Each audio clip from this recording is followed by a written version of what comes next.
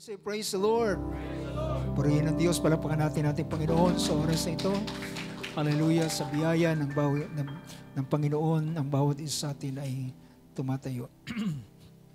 Ating buksan natin mga banal na kasulatan sa oras na ito sa aklat ng Romans chapter 3, Romans 3 verse 19 and verse 20. So mula sa verse na ito ay ating hanguin ang ating paksang pag-uusapan. Sabi ng verse 19 and verse 20 ng Romans chapter 3. Sabi dito, now we know that whatever the law says, it speaks to those who are under the law. So that every mouth may be closed and all the world may become accountable to God. Because by the works of the law, no flesh will be justified in His sight. For through the law comes the knowledge of sin. Praise God. Ang Panginoon magbahal ng pala sa mga salitang binasa natin. Makakaupo tayo sa oras na ito. Praise God. Purihin ng Diyos at sa gabing ito ay this coming Sunday ang ating joint fellowship.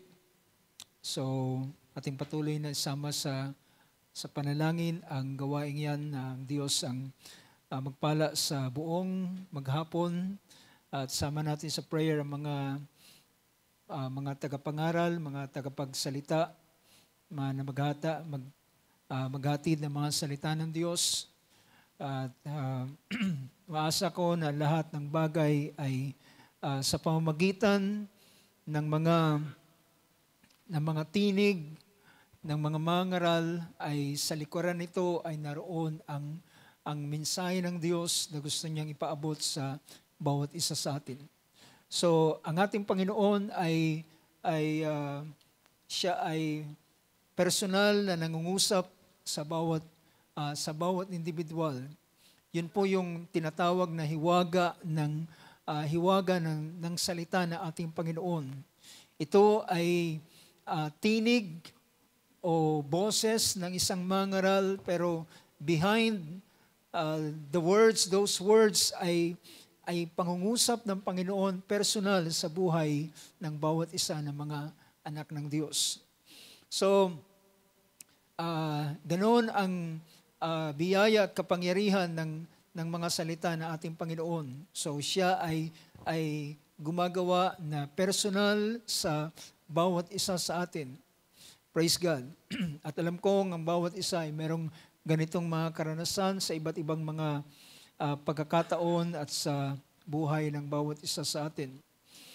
So, sa oras na ito, sa ilang sandali ay nais kong bigyan ng pansin ang isang kaisipan, at ang kaisipang ito na nais kong talakayin ay may kinalaman sa verse 20 na ating ginamit.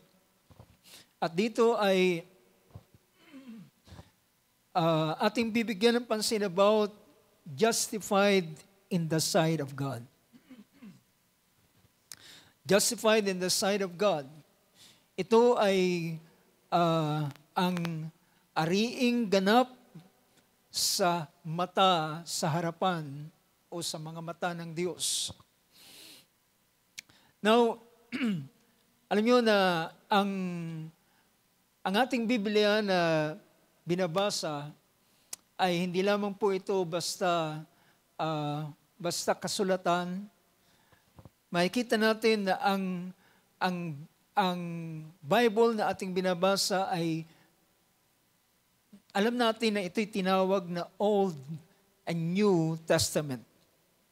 Or tinatawag na ito na Old and New Covenant. So, ibig sabihin, ang Biblia na ating binabasa hindi lamang basta aklat na ating ordinaryo kagaya ng ibang aklat. Ito ay testament. Ito ay covenant. Ito ay tipan na, ibig sabihin, pag sinabing tipan, it is an agreement na sino man ang pumasok sa ganitong klase ng covenant ay ang lahat ng mga bagay, lahat ng blessing na narito sa covenant na ito ay matatamasan niya. Matatanggap niya at ito'y walang pagsala.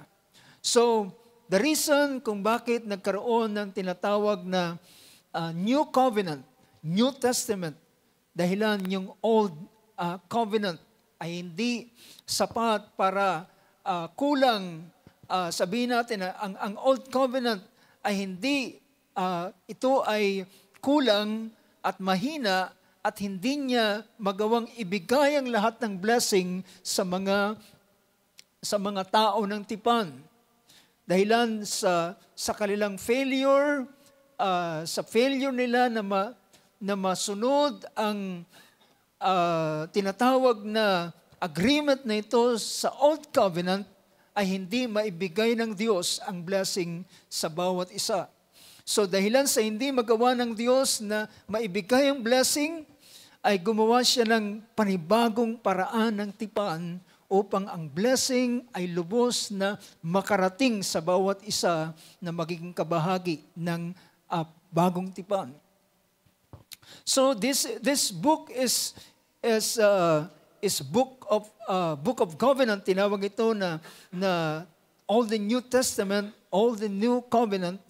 At ang Biblia na ating binabasa, ito rin ay sabihin natin, ito'y mga legal na kasulatan. Kung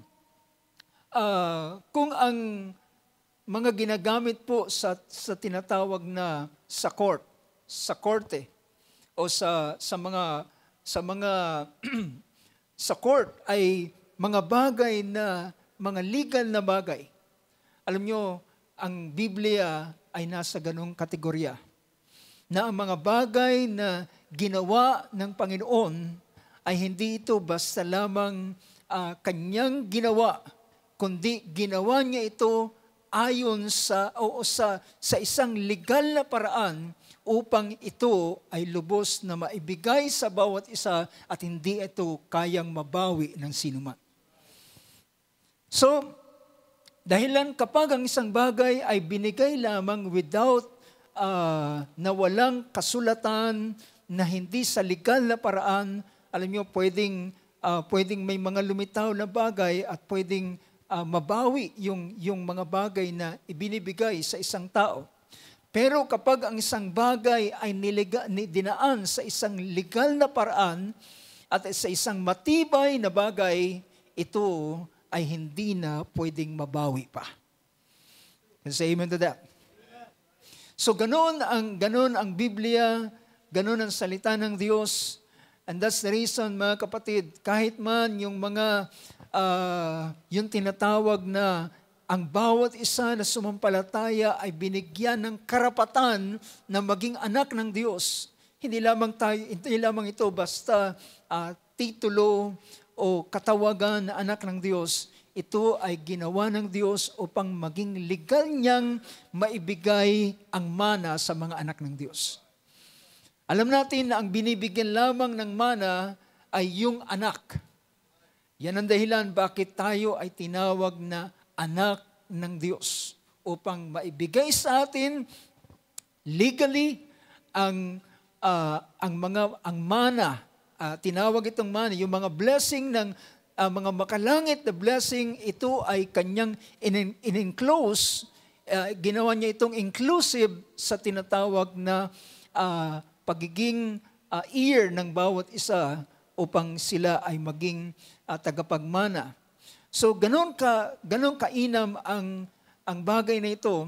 So tinawag ang mga anak ng Diyos, o tinawag ang mga mananampalataya na anak ng Diyos, at tinawag din ang mga mananampalataya na sila ay Sila ay nobya ng ating Panginoon. At bilang nobya, ibig sabihin, pinapakita rito sila ay kukunin ng Panginoon at sila ay mapapasa Kanya magpakailan-kailan pa man. So lahat ng mga ginagamit na mga relationship sa banal na kasulatan, it means something. Meron itong ini-imply, meron itong pinapakitang bagay. Hindi lamang ito basta katawagan na bride ni Kristo, anak ng Diyos, o yung tinatawag na tupa ng Panginoon, ng kanyang pastulan. So lahat ng mga bagay na ito, kung ating maintindihan, ay ito ay pagpapakita kung paano niya gustong ibigay ang lahat ng mga biyaya at pagpapala para sa bawat isa. Na ito'y tinukoy ni Apostol Pablo na gaano kasagana ang kanyang biyaya at kayamanan ng kanyang biyaya sa kanila na mga nagsisisampalataya. Ang bawat isa na nagsisisampalataya ay merong nakalaan na bagay sa kanila sa biyaya ng ating Panginoon. Now, sa bahaging ito, ang chapter 3 ng Book of Romans, ay binigyan natin ng pansin ang title nating bibigyan ng pansin is about justified in the sight of God. Well, ang isang bagay na napakahalaga, mga kapatid, ay ang tao ay maging siya ay justify sa mata ng Diyos. Maging siya ay matuwid, maging siya ay matuwid o katanggap-tanggap sa mata ng Panginoon. Ang salitang justified ay ang meaning nito ay to prove or show to be just, right, or reasonable. So, pinapakita rito ang salitang justified, dahil ng ating pinag-uusapan ay justified in the sight of God. To prove or show to be just, right, or reasonable. Upang patunayan na ipakita na ikaw ay matuwid at tama at merong sapat na dahilan.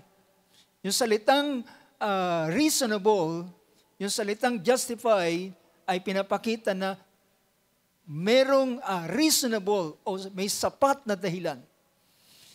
Alam nyo, yung pagbinasa ng hukom sa korte at pinatunayan ang tao na siya'y may sala o siya'y walang sala, ay ang ginagamit doon ay yung salitang beyond reasonable doubt. Diba? Ibig sabihin, merong rason para siya hatulan. At meron ding rason para siya palayain. Nakukuha niyo yung punto, mga kapatid.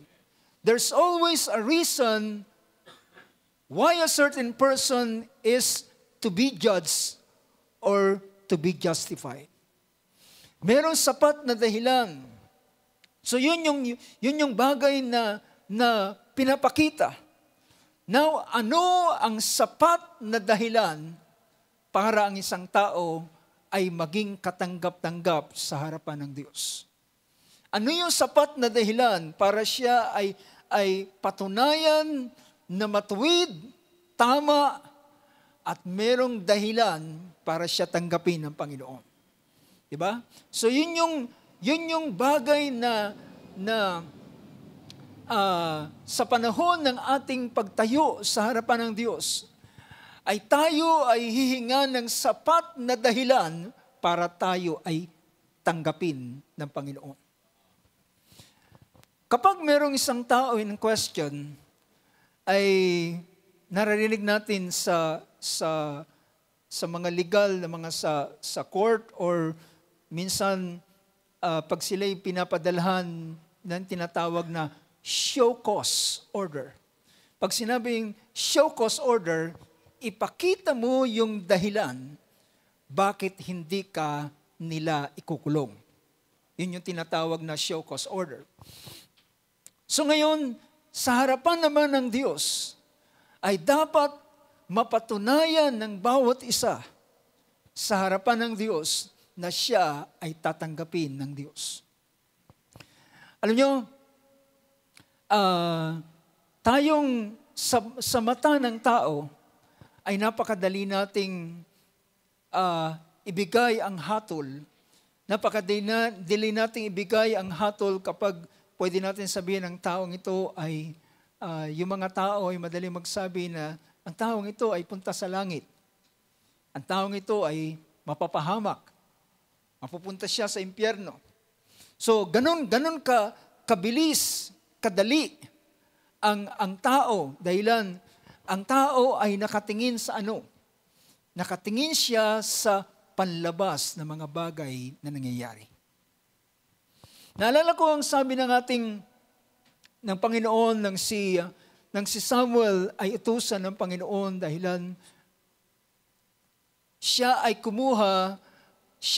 pumili ng isang magiging hari sa Israel at ang kanyang napiling hari ay manggagaling sa anak ni Jesse.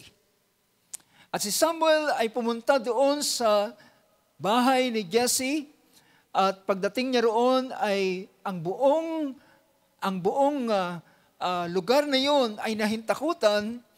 Ang lugar na yon sa lugar ng Bethlehem ay natakot sila dahilan merong propeta ng Diyos na dumating.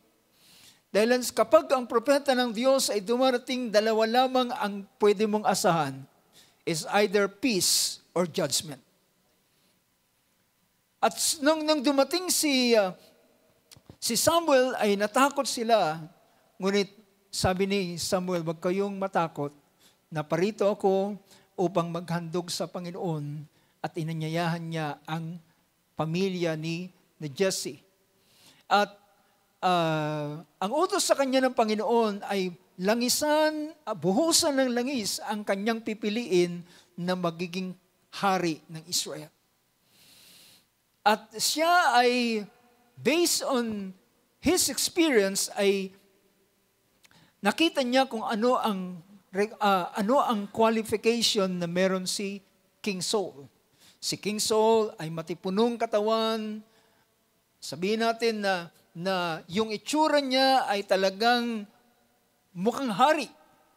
Karapat-dapat maging hari sa kanyang tindig, sa kanyang tayo, sa kanyang itsura, sa kanyang tikas ng kanyang pangangatawan, ay karapat-dapat siyang maging hari. At na makita niya ang isa sa anak ni panganay ni anak ni Jesse, dali-dali siyang tumindig, dala-dala ang langis at akmang bubuhusan na ng langis ang panganay ni Jesse. Pero sabi ng Panginoon, hindi siya ang aking pinili. Dahilan ng tao ay tumitingin sa panlabas na anyo, ang Diyos ay tumitingin sa puso. So, ang tao, mga kapatid, ay madaling humatol. Madaling magsabi na ang taong ito ay maliligtas. Ang taong ito ay papunta sa langit. Ang taong ito ay punta sa impyerno. Pero mga kapatid, alam nyo, napakahalaga na makita natin ang ilang mga bagay. Kaya doon sa pangyayaring iyon, ang sabi ng ating Panginoon, ang tao ay tumitingin sa panlabas na anyo, ngunit ang Diyos ay tumitingin sa kanyang puso. So, ang mga bagay na ginagawa ng tao ay, alam nyo, ito'y tinawag na sa pamamagitan ng, ang tao ay gusto niyang matanggap siya ng Panginoon. That's the reason kung bakit siya ay gumagawa ng ilang mga bagay. Gumagawa siya ng mga bagay na katwiran. At gusto niyang ipakita ang ganitong bagay that somehow, pagdating niya doon sa harapan ng Panginoon, sabihin niya, Panginoon, ako ay namuhay na mabuti. Naging mabuting tao ko, naging mabuting kapwa ako. gumawa ako ng mainam na mga bagay. At alam nyo, minsan ang ating Panginoong Hesus ay nangusap siya ng ilang bagay sa Book of Matthew chapter 6. Doon sa Matthew chapter 6 ay meron 3 bagay siyang pinakita na ito ay parang katwiran na ipinapakita ng isang tao. Binigyan niya ng pansin ng 3 bagay. Ito'y patungkol sa patungkol sa pagbibigay, pananalangin, at pag-aayuno. So, ang tao na nakikita natin kapag nakakita tayo at nakakita ang tao and their perspective, kapag nakikita nila ng tao na ang tao ay matulungin, ang tao ay mabait, ay naisip nila na ang taong ito ay qualified. Qualified siya para sa ilang mga bagay. Ngunit ang ating Panginoon ay nangusap siya na sabi niya, alam natin yung pinapakita doon sa Matthew chapter 6 about patungkol sa pagkakaloob. Sabi niya, kung ikaw ay magkakaloob, wag mong hipan ang trumpeta sa iyong harapan upang ipakilala na ikaw ay nagkakaloob. So, pinakita yan. So, ang tao ay makikita natin sa ganito na binabandera niya ang lahat ng mga bagay na kanyang ginagawa. Na sa ganitong bagay ay dito siya nagkukubli na pagdating ng panahon ay ang mga bagay na kanyang ginawa ay magiging daan para sa kanyang kaligtasan.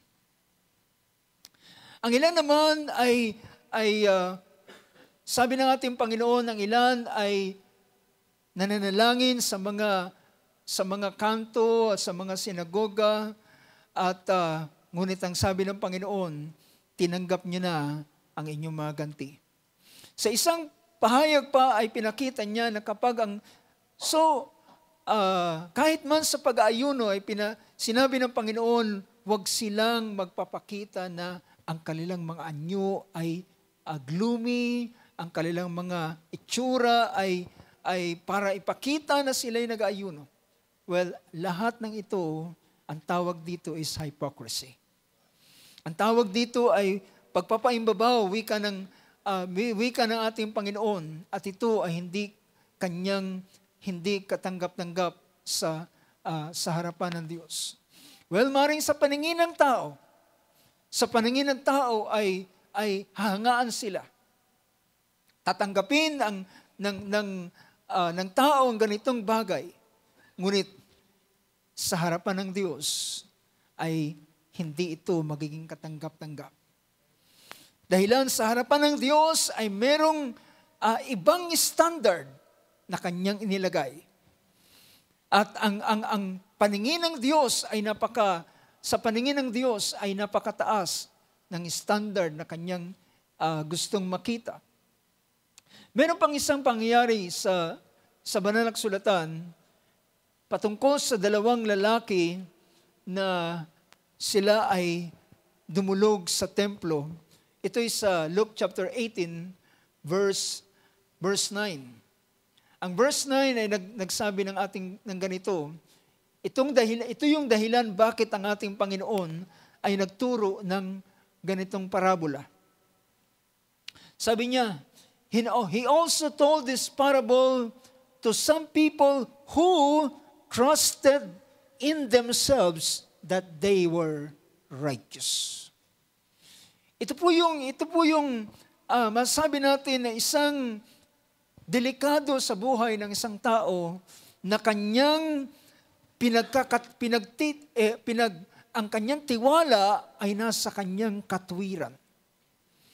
Ang kanyang tiwala ay nasa kanyang katwiran na sabi niya, ito ay, tingnan natin sa wikang Tagalog, at siya ay nangusap ng isang talinghaga. Nangusap siya, sinalita naman ang talinghagang ito na sa nagsisiasa sa kanilang sarili. Sa nagsisiasa sa kanilang sarili. Well, tandaan natin yung ganitong pangusap, yung iniaasa niya, nagsisiasa sila sa kanilang sarili. Ang kanilang tiwala ay nadoon sa kanilang mga gawa. Naroon sa kanilang mga gawa. Sabi niya, nagsisiasa sa kanilang sarili na nagpapanggap na sila'y matuwid. So pinapakita naman sa wikang Tagalog, nagpapanggap. Pero sabi dito, trusted in themselves that they were righteous and viewed at ang tingin naman nila, dahilan sila ay matuwid, kanila namang hinahatulan ng iba at kinocompare nila ang kanilang sarili.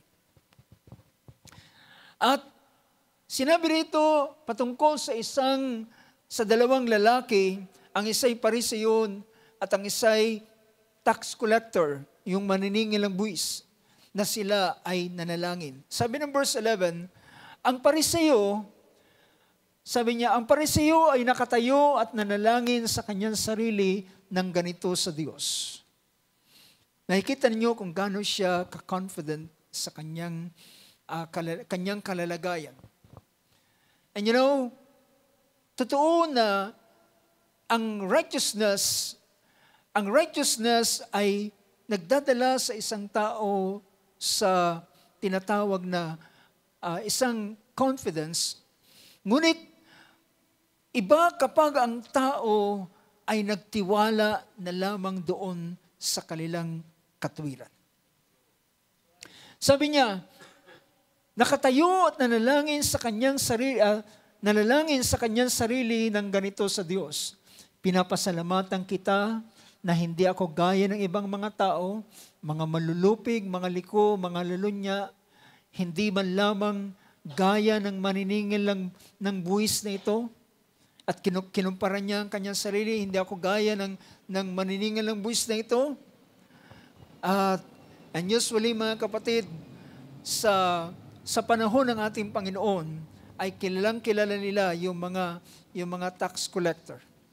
Dahilan yung mga tax collector ay sila ay siyempre nangungulekta ng tax, so lagi nilang nakikita. So kilala nila yung mga taong ito.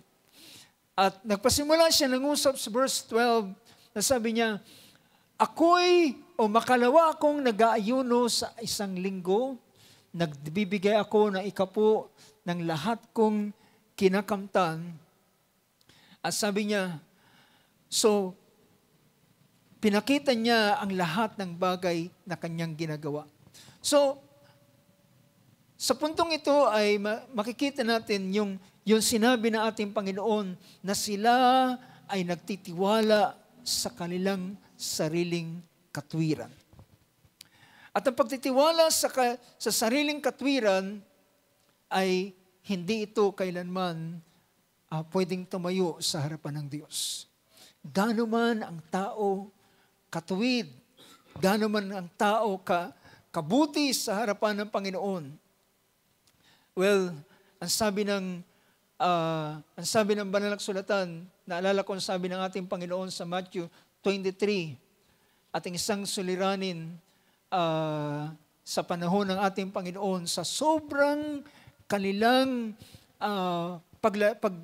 paggawa ng katwiran ay ginagawa na nilang standard ang kanilang sarili at hinahamak nila ang ibang mga tao. Pero ang suliranin ay ang nasa likod ng bagay na ito, yung tinatawag na pride and hypocrisy. At ang ginagawa nila, sabi ng ating Panginoon sa Matthew 23, sabi niya rito, Matthew 23 verse 5, but they do all their deeds to be noticed by man. Ginagawa nila ang lahat ng mga bagay na ito, na mga gawa na nakikita ng mga tao. Yan ang isang bagay na makikita natin yung may kinalaman sa sariling katwiran. Ginamit ito ni Apostol Pablo sa aklat ng Romans chapter 10. Sa Romans chapter 10, kung titingnan natin ang King James Version, Romans chapter 10 verse mamaya sa verse 3, pero pasimulan ko muna sa verse 1. Sabi niya, Brethren, my heart's desire and my prayer to God for them is for their salvation. Ang tinutukoy ni Apostol Pablo rito ay ang kanyang kababayang Israel. Sabi niya, ang nasa ng aking puso at ang aking panalangin para sa kanila ay sila ay mga ligtas. For their salvation, para sa kanilang kaligtasan. And verse 2, sabi niya, sapagkat ako'y nagpapatotoo na sila ay may pagsusumikap sa Diyos, ngunit hindi ayon sa pagkakilala o ayon sa kaalaman. In verse 3, tingnan natin ito sa King James Version. For not knowing, for they being ignorant of God's righteousness and going about to establish their own righteousness. So meron tinatawag na sariling katwiran na kanilang ipinipresenta sa harapan, gustong ipresenta sa harapan ng Diyos. Sabi niya, sa hindi nila pagkaalam sa katwiran ng Diyos, mamaya merong ibang mga ibang salin na nagpapakita dito sa tinatawag na katwiran ng Diyos. Sabi niya, sa hindi nila pagkaalam sa katwiran ng Diyos, for being ignorant of God's righteousness, they going about to establish their own righteousness. So, merong tinatawag na sariling katwiran ng tao. At ang sariling katwiran ng tao ay gustong gamitin nila para dito sila nagtitiwala at dito sila sumasandig na iniisip nila pagdating sa araw na yun ay magiging daan ito na kanilang ipipresenta sa harapan ng Panginoon ng tanong, ito kaya ay tatanggapin ng Diyos. Dahilan ang pinag-uusapan natin is being justified in the sight of God. Well, in the sight of men, sa paningin ng tao, kapag ito'y pinakilala nila, well, that's the reason, mga kapatid, yan ang nangyayari sa mundo ngayon. Nangyayari sa sanlibutan. Well, pilit nilang, especially sa panahon ngayon na ang lahat ay nakikita sa social media. Ang lahat ng mga tao ay gustong ipakilala nila ang kanilang sarili na ganito ang kanilang ginagawa. At ang mga tao ay madaling humahanga sa ganitong mga pagkakawang gawa. Marami tayong mga content na napapanood ngayon paano ang isang tao ay gumagawa ng mabubuting mga bagay. At ito'y gustong-gusto ng mga manonood. At hinahangaan nila yung mga taong gumagawa ng ganitong bagay. Well, walang masama sa bagay na ito. Ito'y mabuti. Ngunit, kailanman ay hindi ito pwedeng maging sandigan o maging isang pader na sasandalan pag pinag-usapan ang pagharap sa Panginoon. So dito sa verse na ito, alam nyo, ang isang verse ang same verse na ito ng Romans chapter 10 verse 3. Sa God's word ay merong isang magandang pinapakita rito yung God's word. Sabi rito, they don't understand how to receive God's approval. Now, ang pinag-uusapan natin dito, mga kapatid, ay hindi ang approval ng sino man, ang approval ng Diyos. Dahil doon tayo haharap sa Panginoon. Pwede ang tao ay approved sa tao. Ang tao ay talagang 100% ay naka-thumbs up sa kanila. But how about in the sight of God? Ang Diyos kaya ay gamitin ko yung terminology, ang Diyos kaya ay magta-thumbs up sa kanila. So, they don't understand how to receive God's approval. At yan ang pinakamahalaga. Alam niyo, ang payo ni Apostol Pablo sa mga manggagawa, sabi niya, study to show yourself approved to God. Study to show yourself approved to God, a workman that needs not to be ashamed, rightly dividing the word of truth. Well, so ginamit ko lang ang bagay niyan para ipakita na ang dapat gawin ng isang tao, ipakita niyang kanyang sarili, hindi siya approved sa sino mang tao.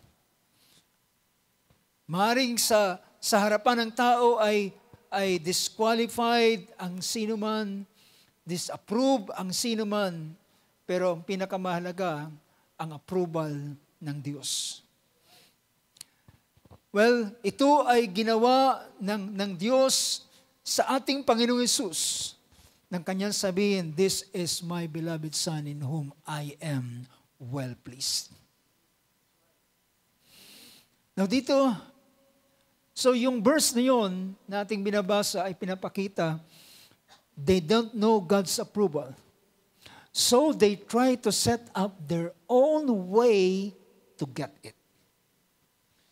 Naglagay sila ng isang ibang paraan para makuha nila ang approval ng Diyos. So yun din yung salitang justified. O justify sa harapan ng Panginoon. O yung ipakita na siya ay matuwid, siya ay tama at merong dahilan para siya tanggapin ng Panginoon. Now, kung ating itutuloy sa ilang bagay, ang lahat ng sariling katwiran at gawa ng tao ay dinescribe ito ng Book of Isaiah chapter 64. Ang Isaiah chapter 64 ay nangusap ng ganitong bagay. 64 verse 6. Ano sabi niya sa verse 6 ng chapter 64? For all of us have become like one who is unclean. Ang bawat isa sa atin, sa Tagalog sabi niya, sapagkat kaming lahat ay naging parang marumi. Kaming lahat ay naging parang marumi. At sabi niya, at ang lahat naming katwiran, ay naging parang basahang marumi. At nalalantang gaya ng dahon, kaming lahat at tinatangay kami ng aming mga kasamaan na parang hangin. So pinakita rito na sabi niya, ang aming sariling katwiran, sa wikang Ingles ay pinakita roon, sabi niya, for all of us, kaming lahat, so all of us become like one who is unclean. So, ilagay ninyo sa inyong imahinasyon ang isang tao na merong ganito. And all our righteous deeds are like a filthy garment. Ilagay ninyo sa inyong imagination ng isang tao na merong maruming damit. At ang isang taong merong maruming damit ay kung siya ay haharap sa mga tao, ibagat yung mga taong grasa ay pinagtatabuyan sila. Sila ay walang halos gustong dumikit sa kanila. At Alam nyo, ganon ang kalalagayan ng isang tao na ang kanilang tiwala ay sa kanilang sariling katwiran.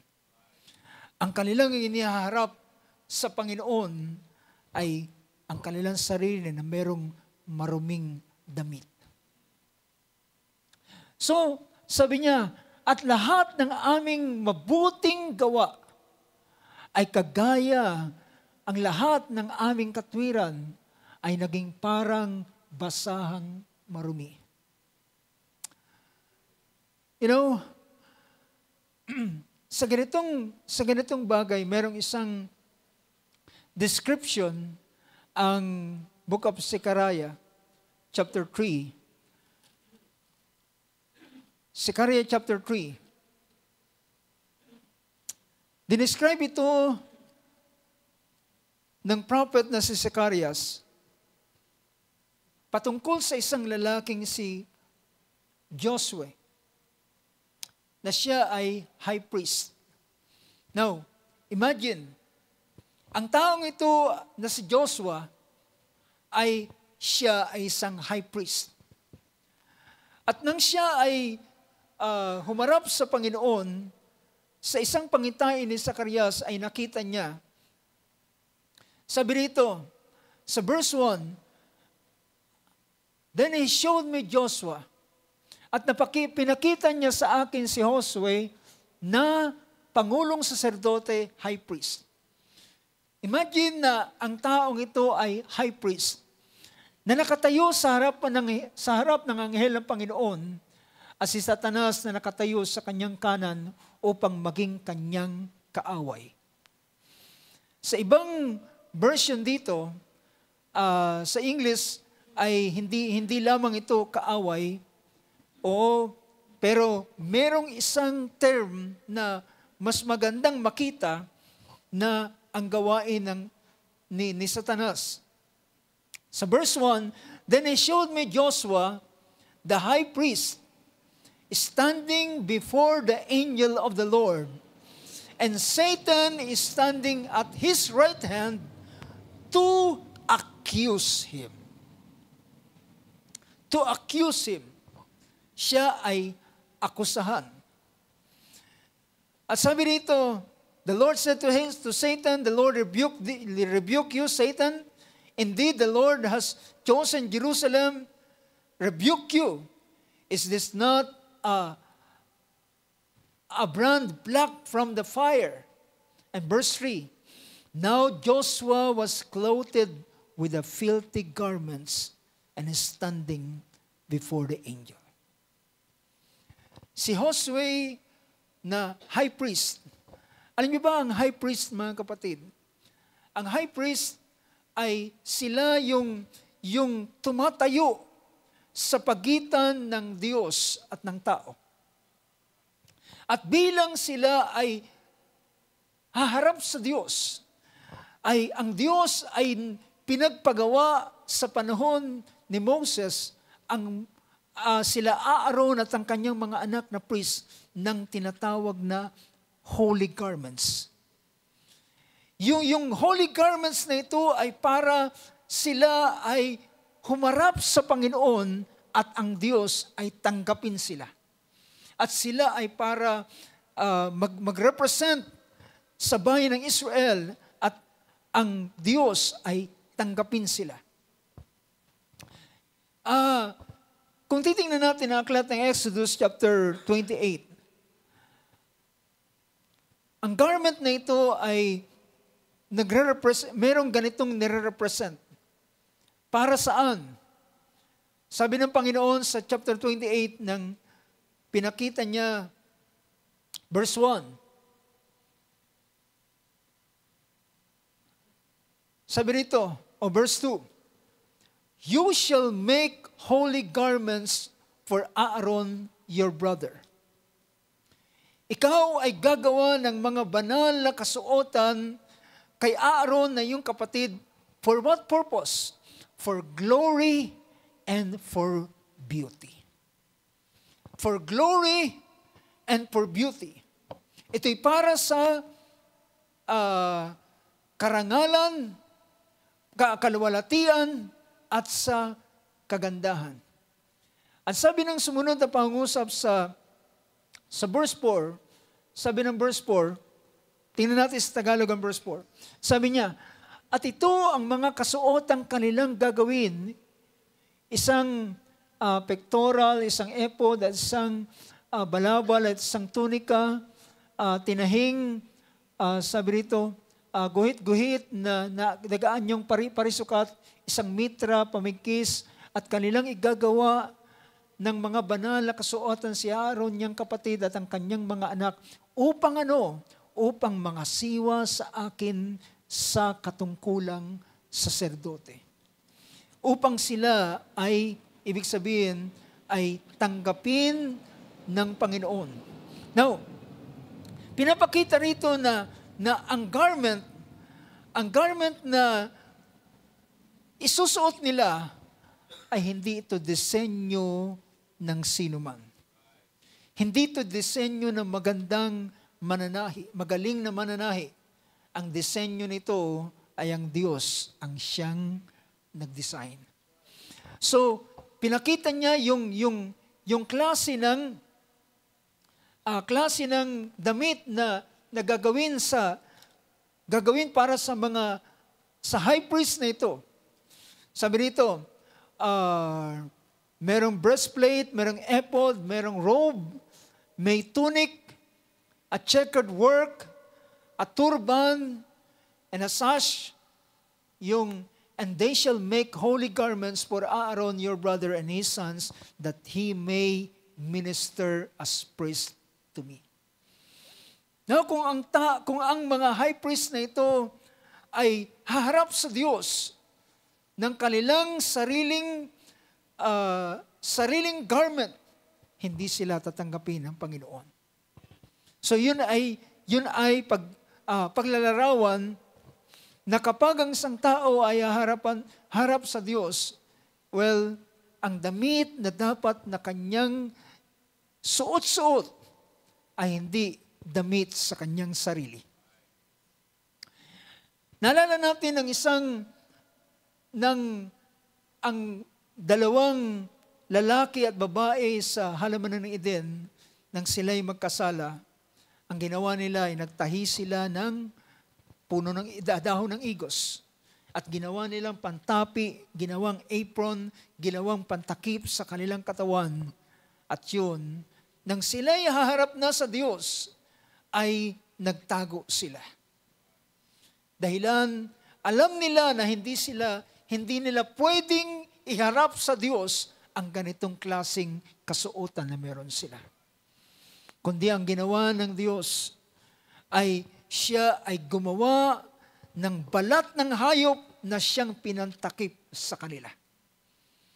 Ibig sabihin, ito ay upang ang tao ay makaharap sa Diyos at makatayo sa Diyos, kinakailangan ang damit na kanyang suot sa harapan ng Diyos ay hindi kanyang sariling paraan, hindi sa kanyang sariling disenyo, ang Diyos ang nagbigay sa kanya. Ang Diyos ang siyang nagbigay nito sa kanya. So makikita natin sa ganitong bagay, ang sariling katwiran ng isang tao ay maruming basahan sa harapan ng Diyos. Maruming basahan sa harapan ng Diyos. Ang sabi ni Apostol Pablo, kahit ako ay magsalita ng wika ng mga anghel at ng mga tao, kung ako'y walang pag-ibig, ako'y walang kabuluhan. Ako'y kagaya ng isang batingaw na umaalingaw-ngaw. Basahin nga natin ang verse na yan sa 1 Corinthians. Dito ay pinapakita ang self o own righteousness ng isang tao.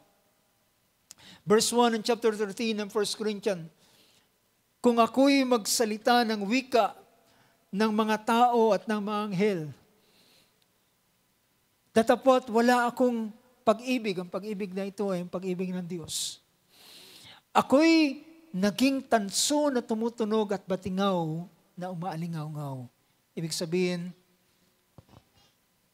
ang batingaw na umaalingaw-ngaw ay masakit lamang sa tenga. Masakit sa pakinig. Ito'y kagaya ng sinabi natin, Panginoon, kung kayo'y mananalangin, huwag kayong gumamit ng mga walang kabuluhang mga salita na paulit-ulit na iniisip ng tao na sa pamamagitan nito, sila ay didinggin ng Diyos. Alam niyo, sa panikinig ng Diyos, ito'y kagaya ng batingaw na umaalingaw-ngaw. Nakarinig kayo nung walang habas na pagpapatunog ng gong o kaya naman ay pagpapatunog ng cymbal, yung sunod na pagkaklap ng cymbal, ito'y masakit sa tenga. Alam nyo, ganon ang uri ng ganitong klaseng panalangin sa pakinig ng Diyos. Ito'y kagaya ng batingaw na umaalingaw-ngaw lamang, walang mensaheng dinadala sa harapan ng Diyos. Can you imagine that? And thank God, tayo'y iniligtas ng Panginoon mula sa ganitong klaseng paraan ng pagtawag sa Kanya. Dati ganon ang ating paraan ng pagtawag, yung kabisadong pananalangin na kahit kung ano-anong yung ginagawa ay pwede kang memorize mo ito. Ngunit ito ay kagaya lamang ng batingaw na umaalingaw-ngaw sa harapan ng Panginoon. Sabi niya, kung meron ako ng kaloob ng panghuhula, verse 2, kung meron ako ng kaloob ng panghuhula at nakakaalam, kaloob ng panghuhula at nakakaalam, nalalaman ko ang lahat ng mga hiwaga at ang lahat ng mga kaalaman. At kung magkaroon ako ng pananampalataya na mapalipat ko ang mga bundoks, datapat wala akong pag-ibig, ay wala akong kabuluhan. Pinakita na kung gaano runong ang isang tao, alam ang mga misteryo, alam ang mga kaalaman, alam ang lahat ng mga bagay. Sabi niya, kung walang pag-ibig, ay walang anuman. And verse 3. Verse 3, sabi niya, at kung ipagkaloob ko ang lahat ng aking mga tinatangkilik upang ipakain sa mga dukha, at kung ibigay ko ang aking katawan upang sunugin, datapat wala akong pag-ibig, ay walang papakinabangin sa akin. So, this represents ng tinatawag na sariling katwiran ng isang tao. Ito'y walang anuman sa harapan ng Diyos. Ngunit, alam nyo, ang isang bagay na ating bigyan ng pansin, merong isang lalaki sa banal na kasulatan na meron ng ganitong bagay. Kung titingnan sa paningin ng tao, in human perspective, ang taong ito ay katanggap-tanggap. Ang Book of Acts chapter 10 ay nangungusap ng ganitong bagay patungkol sa isang lalaki na nagngangalang Cornelius.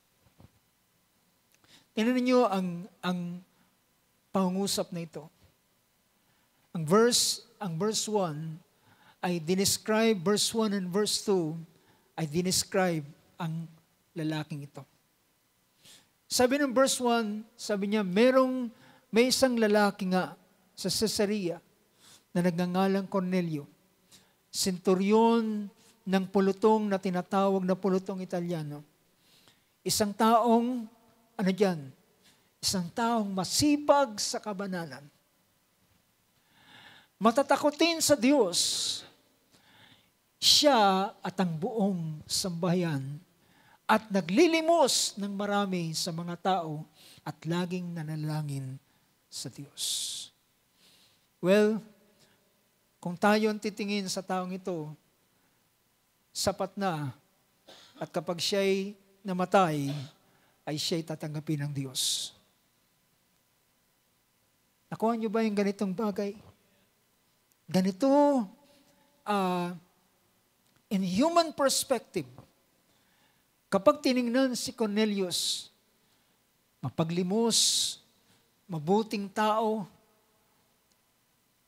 Sabi rito, devout man, kapag sinabing devout, ay debotong tao. Ibig sabihin, siya ay nananatili sa kanyang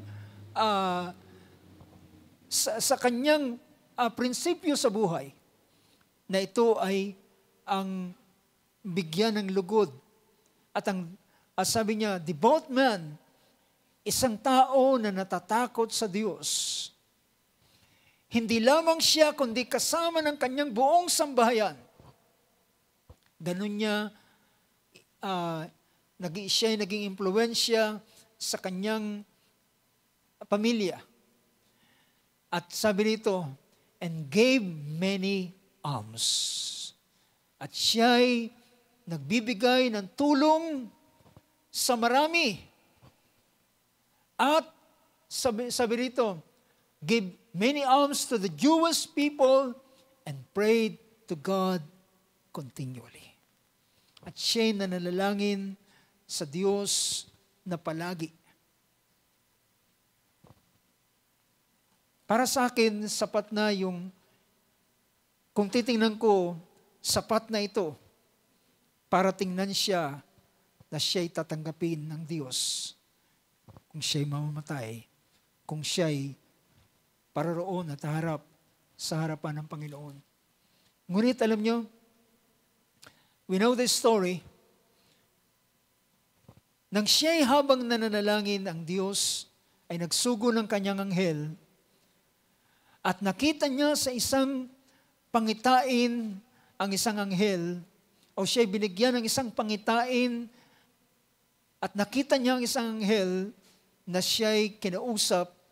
At habang siya'y tinatawag sa kanyang pangalan Cornelius, at habang siya'y nakatingin, at siya'y labis na nahintakutan, at kanyang sinabi, ano ito, Panginoon? At kanyang sinabi sa kanya, ang iyong panalangin, ang iyong mga paglilimos ay nakarating na alaala sa harapan ng Diyos. Well, mga kapatid, meaning to say, ang mga ginagawa ni Cornelius ay hindi ito walang kabuluhan. Lahat ng ito ay ikikredit sa kanya ng Diyos. Ang lahat ng bagay na kanyang ginagawa, yung kanyang pananalangin, yung kanyang pagkatakot sa Diyos, yung kanyang pananatili sa kanyang pagiging pious man, at ang kanyang paglilimos, at ang kanyang mga bagay na ginagawa, lahat ng ito ay gagantihan ng Diyos. But, pag pinag-usapan ang kaligtasan o siya ay tatanggapin ng Diyos, merong isang bagay na kinakailangang nais na makita ng Diyos sa kanya. So, ibig sabihin,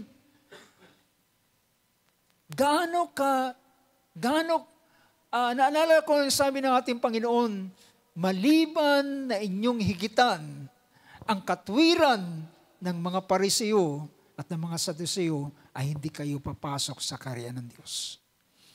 At gaano kahigpit pag pinag-usapan ng mga Pariseo ng mga bagay. Sabi pa nga ng Book of Matthew, yung ikasampung bahagi nila ay nagbibilang sila, at ang ikasampung butil ay tinatabi nila, pinaka-ikasampung bahagi nila. Ganon sila kay-strict. Pero ang sabi ng Panginoon, maliban na higitan ninyo ang katwiran ng mga Pariseo at Saduseo, ay hindi kayo makakapasok sa kaharian ng Diyos.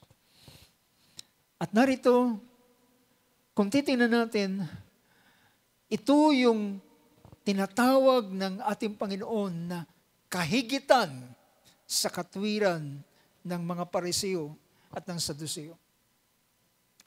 At nang sinabi sa kanya, ang iyong panalangin at ang iyong paglilimos ay nakarating na alaala sa harapan ng Panginoon. Verse 5, sabi niya, magsugo ka. Ngayon magsugo ka ng mga tao sa Jope at ipagsama mo yaong Simon na may pamagat na Pedro. At sinabi niya, siya ay nakatira. Merong sa ilang version, kung titingnan natin ang King James Version dito sa bahaging ito, sa Book of Acts.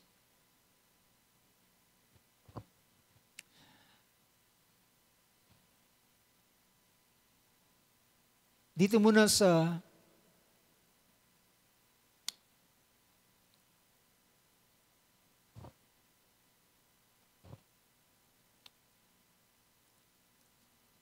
ang King James Version ay merong ilang mga bagay na hindi natin minsan makikita sa ibang version. Sabi rito, siya ay nakatira kay Simon na gumagawa ng balat. So sa verse 5, magsugo ka ng mga tao sa Joppe at patawag mo ang isang taong nagngangalang Simon na may pamagat na Pedro. Siya ay nakatira sa isang lalaking Simon na gumagawa ng balat ng kanyang bahay ay nasa tabi ng dagat. At sabi rito, he shall tell thee what thou oughtest to do. That's the King James Version. Siya ang sasabi sa iyo. Sa ibang version ay nakasaad lamang, he is lodging with one Simon, a tanner, whose house is by the sea. Pero sa King James Version ay pinakita niya, siya ay magsasabi sa iyo ng mga bagay na dapat mong gawin. Naalala ko yung lalaking mayaman. Sabi niya, kung gusto mong pumasok sa buhay, gawin mo ang kautusan. Alin-alin, sinabi ng Panginoon. At sabi niya, lahat ng yan ay ginawa ko. Ano pang kulang sa akin? Ang sabi ng Panginoon, kung nais mo maging sakdal.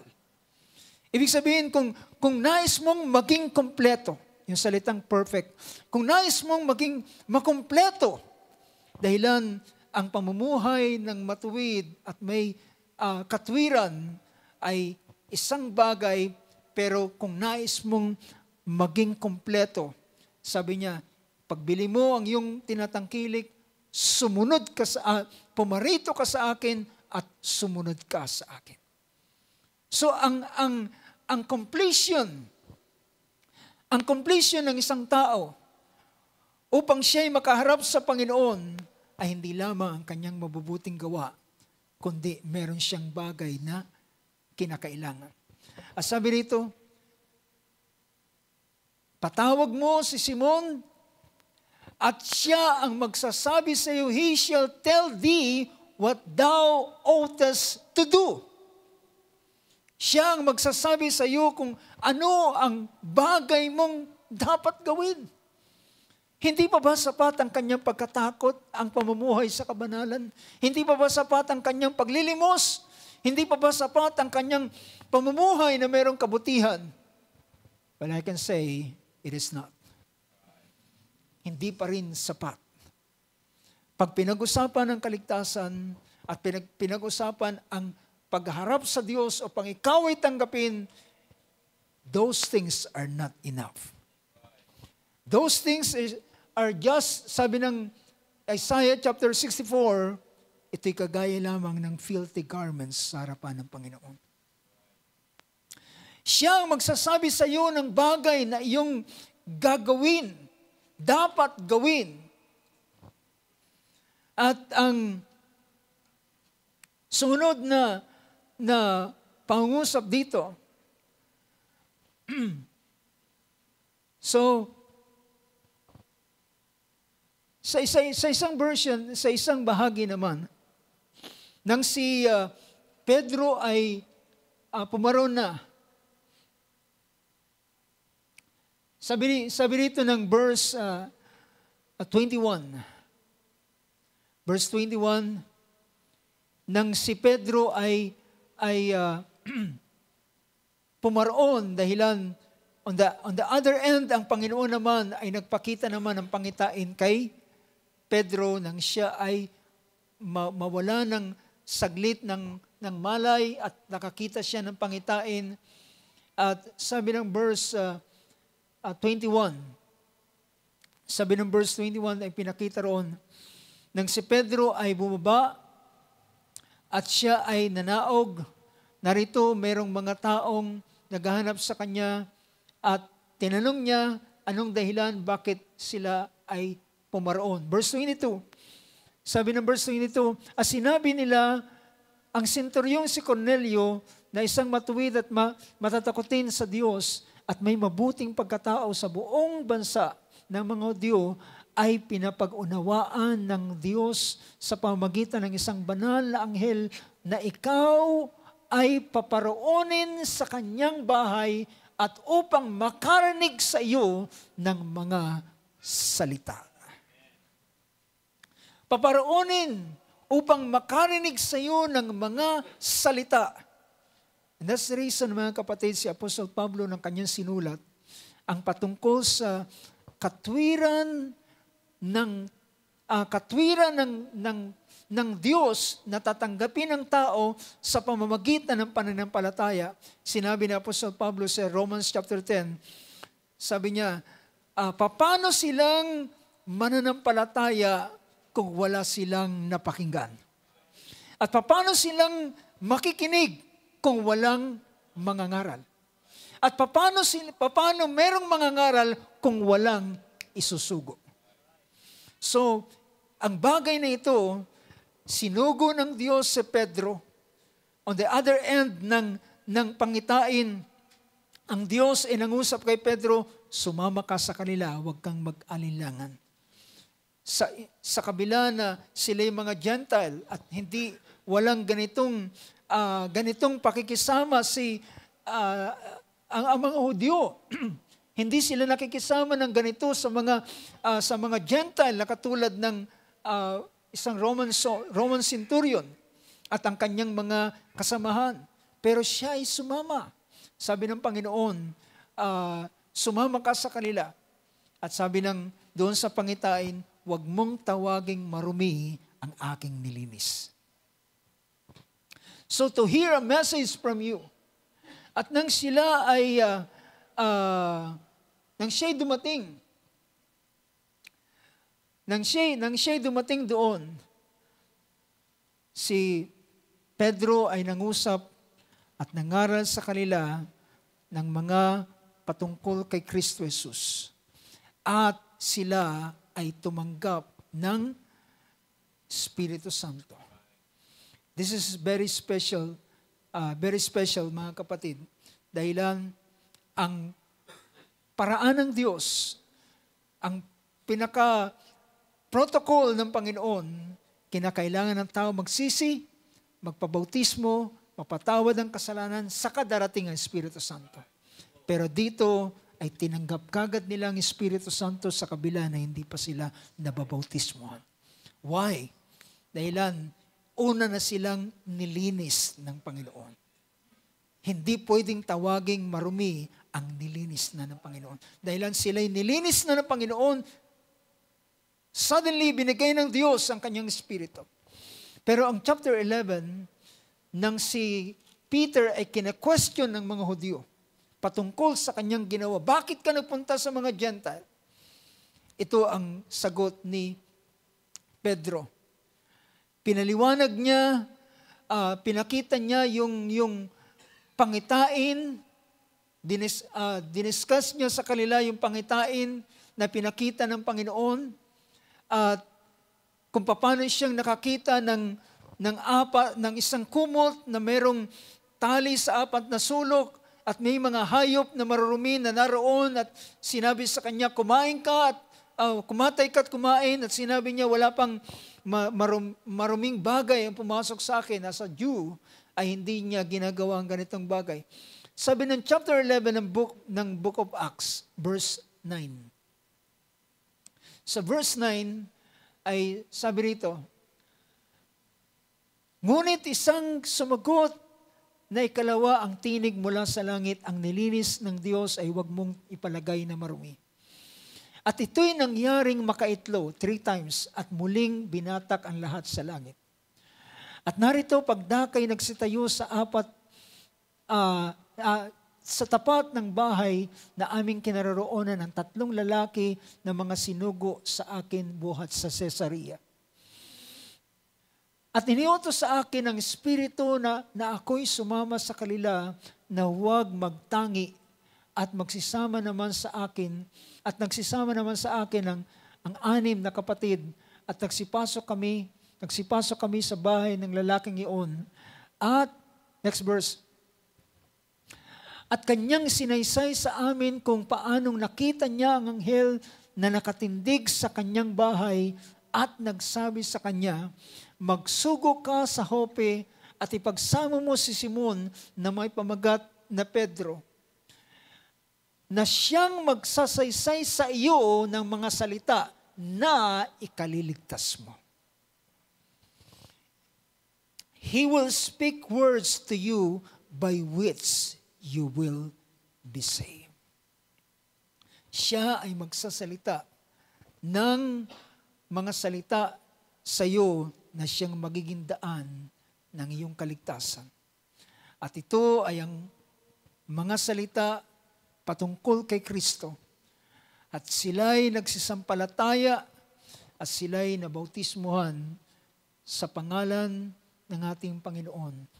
At mga kapatid, in closing, makikita natin, ito yung pinapakita ng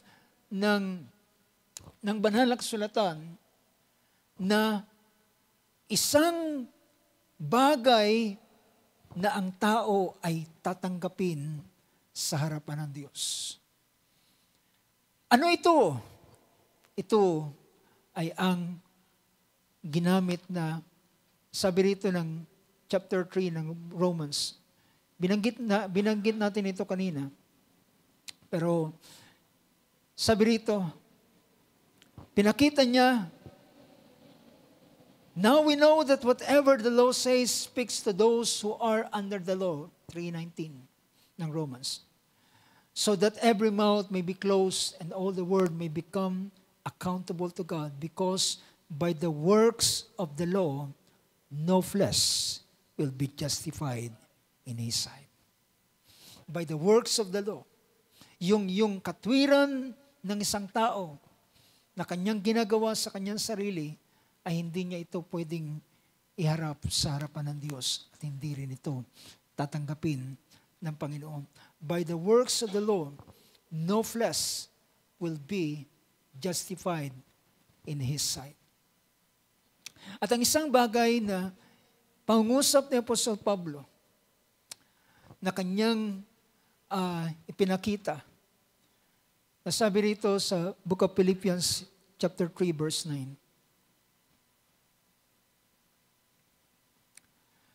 So bago natin basahin ang chapter 3 verse 9, gusto ko munang tingnan natin ang isang verse dito sa chapter 3 verse 11 ng Book of Galatians. Sabi rito, now that no one is justified by the law before God, now that no one is justified by the law before God is evident, for the righteous shall live by faith. Ang Book of Philippians chapter 3 verse 9 ay ito ang final words na ilang mga pangungusap ni Paul. At pinakita sa verse 9.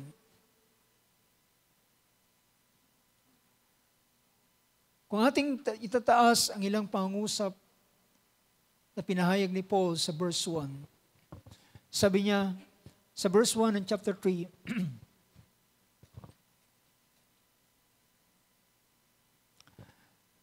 sabi niya, sa katapos-tapusan mga kapatid ko, mga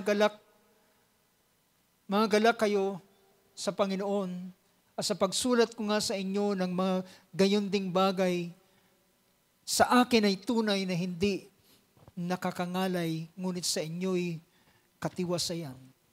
Alam niyo ba na ang mga ang patungkol sa pag-aaring ganap, patungkol sa pananampalataya kay Kristo, ay paulit-ulit itong tinuturo ni Paul sa kanyang mga sulat. At kahit sinabi niya, para sa akin ang mga bagay na ito ay hindi sabi niya rito, to write the same things to you is no trouble to me. Hindi ito nakakangalay sa akin dito. Hindi ko ito pinagsasawaan dahilan, ang sabi ni Apostol Pablo, dahilan sa ebanghelyo ng Diyos, ito ang kapangyarihan ng Diyos sa pagliligtas. Mag-ingat kayo. So, ang ilan sa mga pangungusap ni Paul ay pinakita niya. Verse 4 na lamang. Bagamat ako'y may pagkakatiwala sa laman, kung ang iba ay nag-aakala na may pagkakatiwala sa laman, ay lalo na ako. When it comes to own righteousness, sa sariling katwiran, ay sabi niya, meron akong pwedeng ipagmalaki. Meron akong pwedeng ipagmalaki sa kanino man. At sabi niya, verse 5, siya ay verse 5, siya'y tinuli sa ikawalong araw. Say, according to the law, ang isang lalaking pinapanganak ay sinacircumcise sila sa ikawalong araw at ganoon ang ginawa sa kanya. Mula sa lahi ng Israel, sa angkan na Benjamin, siya isang Hebreo ng mga Hebreo. Ibig sabihin, pag pinag-usapan ang lineage, ay hindi mo siya masasabing siya ay anak sa pagkakasala. Hebreo ng mga Hebreo, tungkol sa kautusan, pag pinag-usapan ng pag-iingat sa kautusan, ang taguri sa kanya, ang titulo niya is Pharisee. To become a Pharisee ay pagpapakita na gaano siya ka-stricto sa kautusan. At siya sa ganitong bagay ay makikita na siya ay isang matuwid. Pag pinag-usapan ng kautusan, matuwid siya pag pinag-usapan ng kautusan. At yan ang dahilan kung bakit ganun niya inusig ang pananampalatayang Kristyanismo. Especially ang ating Panginoong Hesus ay nang siya ay umusig sa mga mananampalataya dahilan alam niya ang balita patungkol sa taong ito, siya ay law breaker or breaker of the law of Moses. Verse 6, tungkol sa pagsisikap ay nag-usig sa iglesia, manguusig sa iglesia. Tungkol sa kabanalan na nasa kautusan ay walang kapintasan. That's verse 6. Sabi rito, as to zeal, pag pinag-usapan ng init o ang sikap, persecutor siya ng church. As to righteousness under the law, blameless. Blameless. Verse 7, gayon man ang mga bagay na sa akin ay pakinabang. Yung katwirang yan ay isang titulo na nakakabit sa kanya na talagang sa tingin ng sino man at sa kanyang sarili rin mismo ay ito ay isang garantiya ng kanyang pagiging Hudyo. At sabi rito, anumang pakinabang, gayon man ang mga bagay na sa akin ay pakinabang ay inari kong kalugihan alang-alang kay Kristo. And verse 8, oo nga at lahat ng mga bagay na inari kong lahat ng mga bagay ay inari kong kalugihan. Dahilan kung nanatili siyang hahawak o kakapit sa kanyang sariling katwirang ito, pagharap niya sa Diyos, he will be rejected. Siya ay tatanggihan. O nga, sa lahat ng mga bagay na ito, lahat ng mga bagay ay inari kong loss o kalugihan. Inari niyang kalugihan.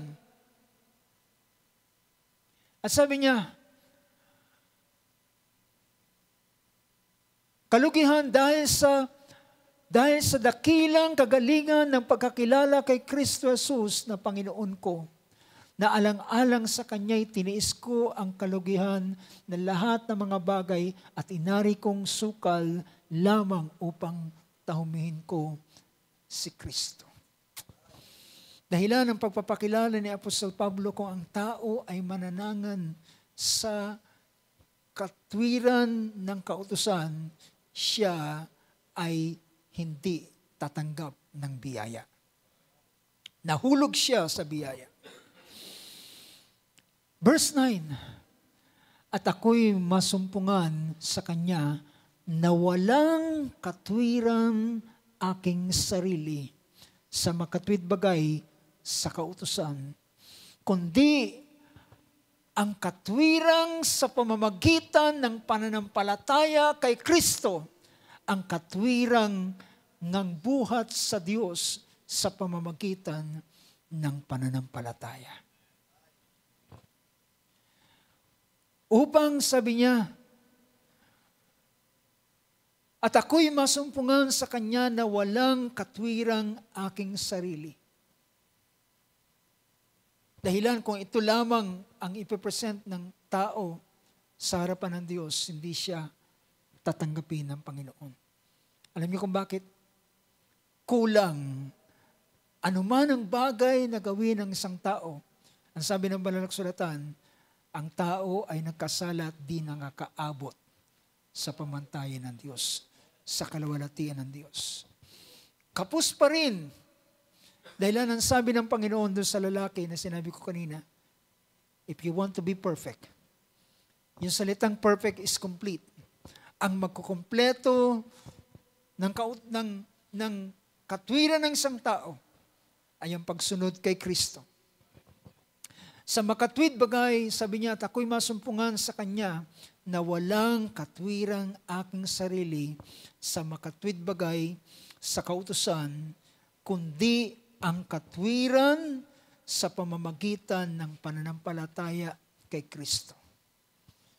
Merong ibang klaseng katwiran, merong ibang klaseng paraan ng approval na tatanggapin ng tao sa harapan ng Diyos. Ito ay ang pananampalataya kay Kristo. Dahilan ang pananampalataya kay Kristo ay siyang magiging daan upang ang katwiran na naroon kay Kristo ay ilipat sa tao. I-transfer sa tao at ibigay sa tao. At ito ay ang katwiran ng buhat sa Diyos sa pamamagitan ng pananampalataya. Ang katwiran sa pamamagitan ng pananampalataya kay Kristo Jesus. You know, mga kapatid, ang idea ng ilang mga tao ay, ang ilan ay, sa kabila na sila ay nananampalataya kay Kristo, ay gusto pa rin nilang isipin na yung kanilang sariling katwiran ay makakadagdag para sila ay tanggapin sa harapan ng Panginoon. But you know, brothers and sisters, pag pinag-usapan ng ating sariling katwiran, o pag kahit man iba yung tao na sabihin natin na sila ay marapat na mabuhay na merong sa katwiran, pero iba yung isang tao ng kanyang pagdadala ng kanyang sarili sa harapan ng Diyos, ay wala siyang ibang bagay na pinapananganan kundi si Kristo lamang.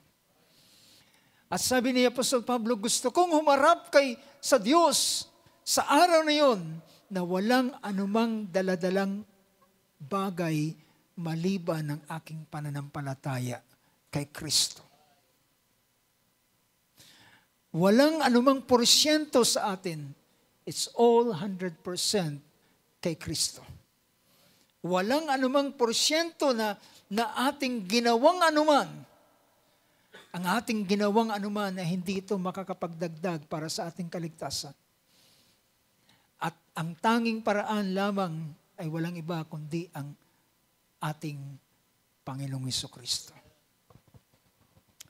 Well, tandaan natin ang ganitong bagay sa araw na yun, harap tayo, hindi sa anumang bagay na ating ginawa, kundi dahilan lamang kay Kristo. Siya lamang ang magiging daan para tayo ay maging katanggap-tanggap sa harapan ng Panginoon. Para tayo ma-approve, hindi ang anumang bagay na ating kabanalan, katwiran, o ano pa mang mga bagay na pwede nating gawin sa buhay na ito. Harap tayo sa araw na yun na merong kumpiyansa. Dahilan, praise God, dahilan sa pananampalataya kay Kristo Jesus. At tayo ay magiging katanggap-tanggap. Ang book of 1 John ay nagpahayag. Pinakita ni Apostol Juan na sa araw na yun, sabi niya sa verse 17 ng chapter 4 ng 1 John, "By this love is perfected with us so that we may have confidence in the day of judgment. Because as He is, so also are we in this world." Meron tayong confidence sa araw na yun. Ang kumpiyansa ko, mga kapatid, hallelujah, hindi ang anumang bagay, hindi ang aking pagpupunyagi, kundi siya ang gumawa ng lahat ng bagay. And this is my confidence na aking iharap sa harapan ng Panginoon. Hallelujah. Purihin ng Diyos na tumayo sa oras na ito, mga kapatid. Hallelujah. Justified in the sight of God. Ano ang magiging daan upang tayo ay tanggapin sa harapan ng Panginoon? Hallelujah.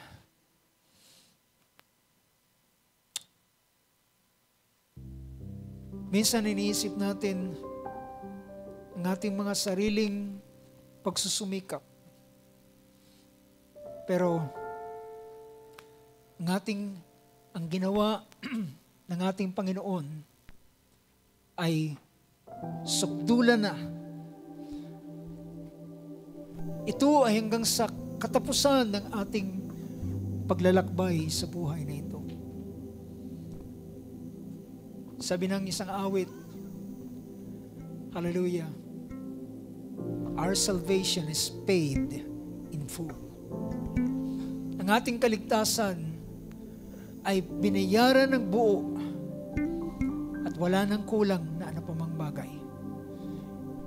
Hindi na ito madadagdagan ng ating mga sariling pagsusumikap, kundi ang ating pagkakatiwala sa Kanyang ginawa ang siyang maghahatid sa atin sa pinakadulo ng ating paglalakbay sa Panginoon.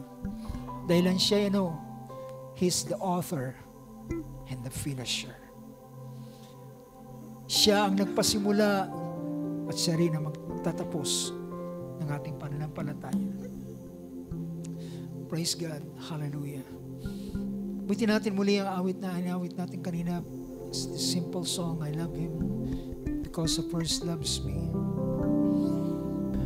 Hallelujah. Tayo dumulog sa panalangin. Diyos na mapagpala at makapangyarihan sa lahat. Panginoon, nagpapasalamat kami sa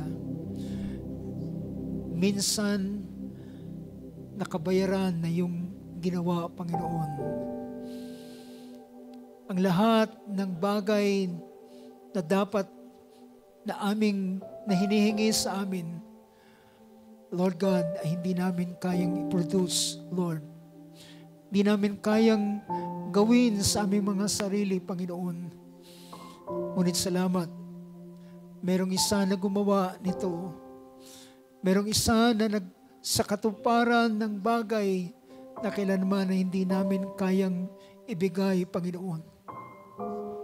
Kahit, Lord God, ang lahat ng pagsusumikap na aming gawin ay masusumpungan pa rin kaming kulang at di makakaabot sa standard at sa pamantayan ng iyong hinihinging requirement ng kalawalatian, Panginoon. At kung kami ay harap sa iyo, ay masusumpungan kaming kulang. Kung ilalagay kami sa iyong timbangan, Panginoon, O Lord God, hallelujah, masumpungan kaming kulang. Ngunit, Panginoon Diyos, hallelujah, ang sinabi mo sa lalaking mayaman, kung nais mong maging sakdal, kung nais mong makumpleto, Lord, hallelujah, ang magkukumpleto ng aming timbang, Panginoon, upang ang aming timbang, O Lord God, ay maging katanggap-tanggap sa iyo, ay walang iba kundi si Kristo Jesus. Siya ang kabuuan ng lahat ng bagay, Panginoon.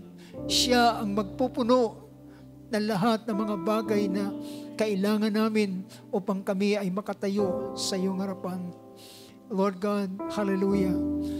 Nais naming humarap sa araw na iyon na hindi namin titingnan, hindi namin ika-count, O Lord, ang anumang bagay na aming ginawa, Panginoon. Yes, Lord God, meron kaming mga pagsisikap, meron kaming mga bagay na pinagdaanan sa buhay na ito. Ngunit Lord, hallelujah, naalala namin, Panginoon, ang sinabi ng mga alagad nang sila ay nakaranas ng persecution, nakaranas ng pag-uusig.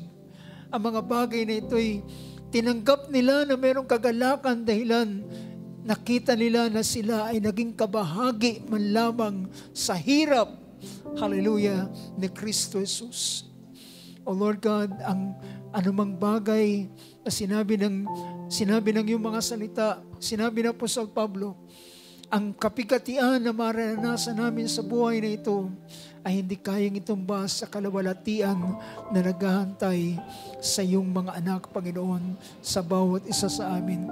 O Lord Jesus, hallelujah, sa lahat ng araw ng aming buhay, kagaya ng sinabi ng Apostol Pablo, ang lahat ng sa akin ay pakinabang ay inari kong kalugihan at walang kwenta. Ito'y suka lamang, ito'y kagaya lamang ng dumi, hallelujah, kagaya lamang ng dumi ng isang ng hayop, Panginoon, ang mga bagay na kanyang, hallelujah, bagay na nangyari sa kanyang buhay. Ngunit Lord God, kanyang isinantabi ang lahat ng ito dahilan ang kapuspusan at kabuuan ng lahat ng bagay ay si Kristo Jesus. O Lord God, maraming salamat.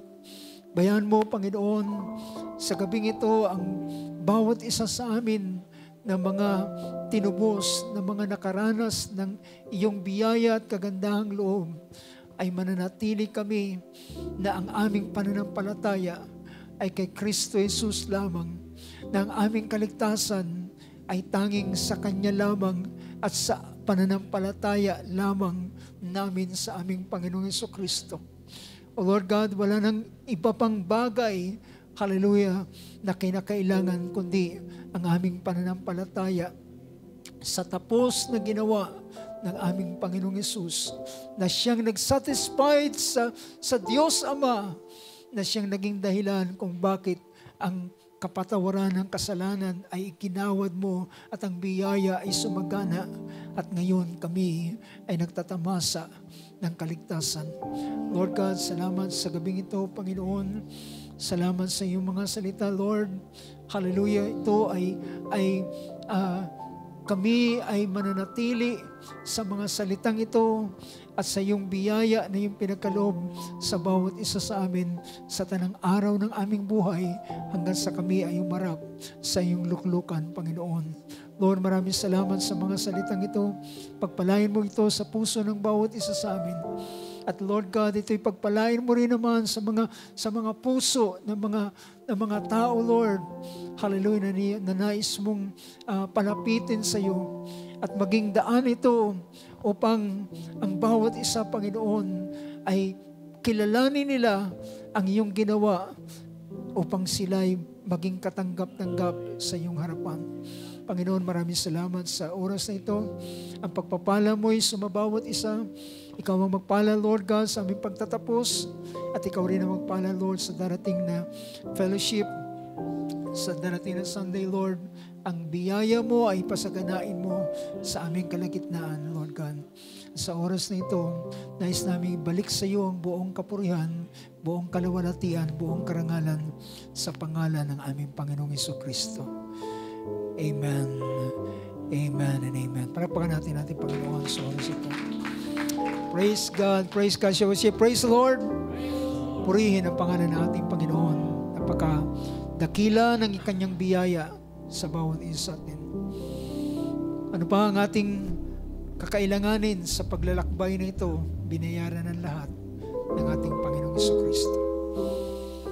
Amen. Hallelujah.